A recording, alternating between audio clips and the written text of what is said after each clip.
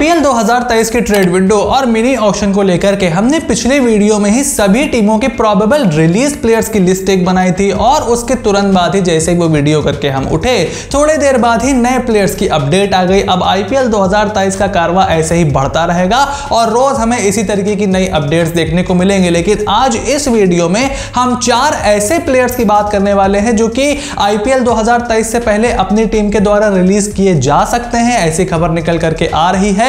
लेकिन मजे की बात यह है कि इन 4 प्लेयर्स के बारे में मैंने आपको कई महीने पहले बता दिया था। अगर आपने अभी तक हमारी ऑक्शन स्ट्रेटेजी की वीडियो सीरीज नहीं देखी है और उसके बाद जो अलग अलग टीम्स के हमने ट्रांसफर्स की बात की, एक क्रेजी ट्रांसफर की वीडियो मैंने आप लोगों के लिए बनाई थी, बहुत ही फन और बहुत ही इंटरेस्टिंग वीडियो थी। उसमें इन प्लेयर्स के बारे में मैंने आपको बताया था कि क्यों मेरे ओपिनियन में इनको ट्रेड करना या रिलीज करना इनकी टीम्स के लिए एक बहुत ही बेनिफिशियल डिसीजन रहेगा। अब कुछ लोगों ने उस कंटेंट को छापा है और 1-1.5 महीने से उसके बारे में बात कर रहे हैं, लेकिन इस चैनल पर आपको सबसे पहले इस तरीके का एनालिटिकल कंटेंट देखने को मिलता है। तो अगर आपने अभी तक चैनल को सब्सक्राइब नहीं किया है, make sure to click on the subscribe button, press the bell notification. और अब एक एक करके बात करते हैं कि ये कौन से खिलाड़ी हैं जो कि अपनी टीम से रिलीज कर जा सकते हैं। नंबर 1 प्लेयर जिनको अपनी टीम से रिलीज किए जाने की खबर इस समय क्रिकेट के मार्केट में बहुत ज्यादा सुर्खियां बना रही हैं, Sunrisers Hyderabad captain Kane Williamson. अब सनराइजर्स हैदराबाद की ऑक्शन स्ट्रेटेजी के बारे में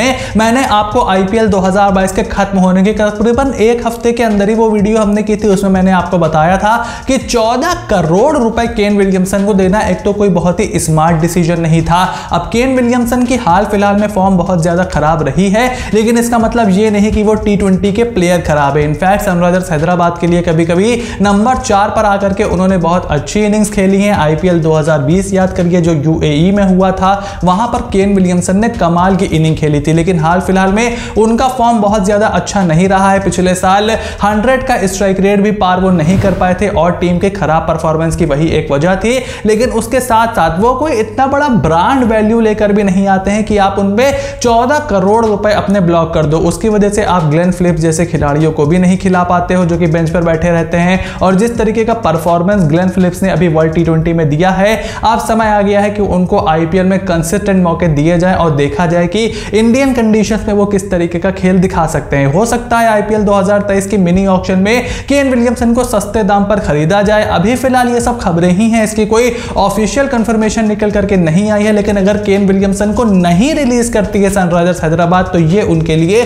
बहुत अच्छा डिसीजन नहीं होगा। सेकंड प्लेयर जिनके रिलीज किए जाने की खबर आईपीएल 2023 से पहले आ चुकी है इस Lucknow Super Giants allrounder Jason Holder. अब आईपीएल 2023 के क्रेजी ट्रांसफर्स की वीडियो मैंने की थी कुछ समय पहले, कुछ महीनों पहले, जिसमें मैंने जेसन होल्डर का नाम लिया था और यह बताया था कि क्यों लखनऊ सुपर जायंट्स उनको ट्रांसफर करने के लिए देख सकती है। और उसका सबसे बड़ा रीजन था कि जेसन होल्डर पर उन्होंने मेरे हिसाब से एक्सपेक्टेशन से थोड़े से ज्यादा पैसे फंसा दिए हैं। अब क्योंकि मल्टीपल स्किल्स लेकर के ये खिलाड़ी आता है, कुछ लोग तो आईपीएल 2022 से पहले इनको आरसीबी का कप्तान बनाए दे रहे थे जो कि मेरे हिसाब से बहुत अच्छा डिसीजन नहीं था।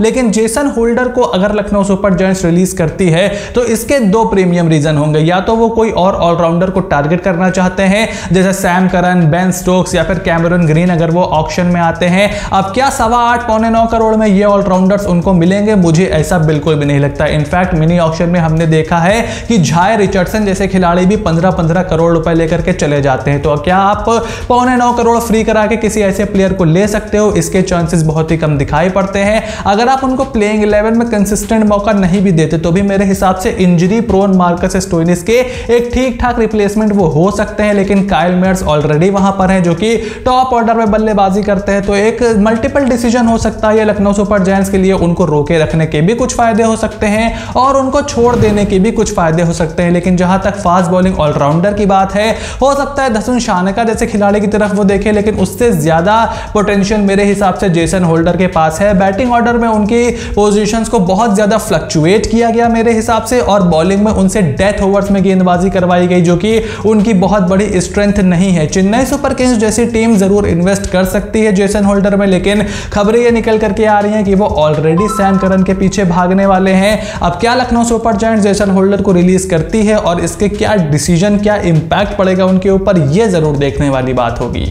थर्ड प्लेयर जिनके आईपीएल 2023 से पहले रिलीज किए जाने को मैंने तो इतना ज्यादा एक्सपेक्ट नहीं किया था, is David Willey from royal Challengers Bangalore. अब रॉयल चैलेंजर्स बैंगलोर की प्लेइंग 11 में 4 ओवरसीज खिलाड़ी पूरी तरीके से फिक्स हैं जो कि हिलाए नहीं जा सकते। वो हैं कप्तान Faf du Plessis, Glenn Maxwell, Wanindu Hasaranga और जॉश हेजलवुड। अब डेविड विली कहां पर खेल सकते हैं जब जॉश हेजलवुड जैसे खिलाड़ी अनअवेलेबल हो या फिर बहुत ज्यादा स्विंगिंग कंडीशंस हो और आप हसरंगा की जगह ही उन्हें खिला दो कि ठीक है लेफ्ट आर्म सीमर हमें खिलाते हैं। लेकिन अगर आप एक लेफ्ट आर्म सीमर अपनी टीम में रखे हो जो कि ठीक ठाक बल्लेबाजी करके भी दे सकता है, सस्ते दाम में आपको मिल गया था compare to other left arm seamer जो कि ओवरसीज के अवेलेबल होंगे, तो डेविड विली को रिलीज करना क्या बहुत अच्छा डिसीजन होगा? इस पर मैं बहुत ज्यादा अग्री नहीं करता हूं। लेकिन अगर आपके दिमाग में कोई ऐसा प्लेयर है जिसको आप डेविड विली से रिप्लेस कर सकते हो तो आप जरूर उनको रिलीज कर सकते हो। लेकिन जब आप अपनी प्लेइंग 11 में ही उन प्लेयर्स को नहीं खिला सकते, जब फिन एलन जैसे खिलाड़ी से आप बेंच गर्म करवा रहे हो मल्टीपल ईयर से, तो डेविड विली को भी आप अपनी टीम में रख सकते हो क्योंकि इंटरनेशनल एक्सपीरियंस उनके पास है, थोड़ी बहुत बल्लेबाजी भी कर सकते हैं। बट एज ऑफ टुडे खबर यही निकल करके आई है कि डेविड विली को आरसीबी रिलीज जरूर कर सकती है। Last but not the least, fourth player जो कि आईपीएल 2023 से पहले अपनी टीम से रिलीज किए जा सकते हैं is Matthew Wade from Gujarat Titans. अब गुजरात टाइटंस एक ऐसी टीम है जिनके अंदर से अपने प्लेयर्स को रिलीज करने की बहुत ज्यादा खबरें निकल करके अभी तक नहीं आ रही थी, लेकिन एकाएक लॉकी फर्गसन के बदले शिवम आवी के ट्रेड की खबरों ने बहुत ज्यादा सुर्खियां बनाई और उसके बाद विजय शंकर के रिलीज को लेकर के और अब मैथ्यू वेड को रिलीज करके भी गुजरात टाइटंस न्यूज में है। मैथ्यू वेड को 2023 में उन्होंने कई मौके दिए, ओपन कराया, मिडिल ऑर्डर में खिलाया, 3 नंबर पे खिलाया, लेकिन उस तरीके की परफॉर्मेंस निकल करके मैथ्यू वेड से नहीं आई। लेकिन जब वो ऑस्ट्रेलिया के कपड़ों में आते हैं, इंडिया के टूर पे जब वो आए थे 320 मैच खेलने, तो हमने देखा था कि पहले मैच में कमाल की फिनिश उन्होंने ऑस्ट्रेलिया को करके दी थी और ऑस्ट्रेलिया के लिए वही रोल भी वो अदा करते हैं और थोड़ा सा लीडरशिप की पोजीशन में भी आने की काबिलियत रखते हैं। लेकिन अब ऐसा देखने में लगता है कि गुजरात टाइटंस रहमानुल्लाह गुरबाज को अपना विकेट कीपर बनाने का फैसला कर चुकी है। जेसन रॉय को भी वो रिलीज करने वाले हैं, गुरबाज को वो रिटेन कर सकते हैं जिनके वो रिप्लेसमेंट थे, रॉय को छोड़ के गुरबाज को वो रख सकते हैं, ऐसी खबरें भी निकल करके आ रही हैं और ये एक लॉजिकल डिसीजन भी होगा।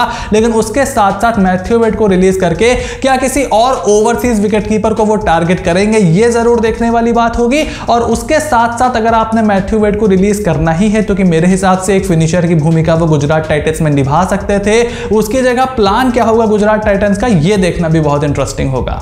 इसके अलावा कई टीम्स पैट कमिंस में बहुत ज्यादा इंटरेस्टेड थी, लेकिन फिलहाल ऐसा नहीं लगता कि Kolkata night Riders PAT Cummins को अपने से अलग करने के मूड में है। अब मुसीबत यहां पर यह है कि वो पैट कमिंस को बहुत ज्यादा खिलाते भी नहीं है क्योंकि पैट कमिंस बहुत ज्यादा एक्सपेंसिव होते हैं। भारत जब वो आए थे 3 T20 मैचों की सीरीज खेलने, वहां पर एक्सपेंसिव थे। वर्ल्ड T20 में भी उनको ठीक ठाक कई मैचों में मार पड़ी और कोलकाता के मैदान में जहां अच्छी बैटिंग विकेट होती है वहां पर भी उनके पिटने के बहुत ज्यादा चांसेस है। लेकिन शायद उनको वो रसल का एज अ बैकअप भी रख सकते हैं कि आंद्रे रसल की जगह पर अगर आपको एक फास्ट बॉलिंग ऑलराउंडर खिलाना हो तो आप पैट कमिंस की तरफ देख सकते हो। लेकिन क्या वो रसल के रिप्लेसमेंट हैं? एक आधा मैच उन्होंने जरूर जिताया, but I really don't think so कि रसल के कैलिबर के प्लेयर वो हैं जहां तक बल्लेबाजी की बात है। तो अभी फिलहाल पैट कमिंस पर बहुत ज्यादा टीम्स इंटरेस्टेड हैं, लेकिन केकेआर उन्हें जाने नहीं देना चाहती। Same is the case with Ravindra Jadeja, जिनको महेंद्र सिंह धोनी ने सीएसके में रखने के लिए तैयार कर लिया है। उसके अलावा ये 4 जो प्लेयर थे, इनकी रिपोर्ट्स अभी फिलहाल निकल करके आई हैं। आने वाले समय में